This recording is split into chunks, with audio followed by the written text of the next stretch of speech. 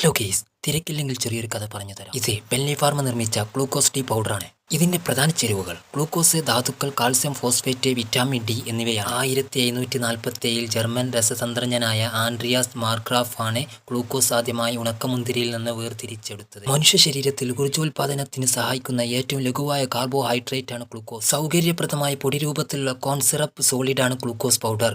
ഇത് വെള്ളത്തിൽ ലയിക്കുന്നതിനാൽ പാനീയങ്ങൾക്കും ബേക്കിങ്ങിനും എന്നിവയ്ക്കും ഉപയോഗിക്കുന്നു. ഗ്ലൂക്കോസ് പൗഡർ നല്ല ഒരു ഊർജ്ജ സ്രോതസ്സാണ്. ചോളത്തിൽ നിന്ന് ലഭിക്കുന്ന സമൃദ്ധവും ലളിതവുമായ പഞ്ചസാരയാണ് ഗ്ലൂക്കോസ് പൗഡർ.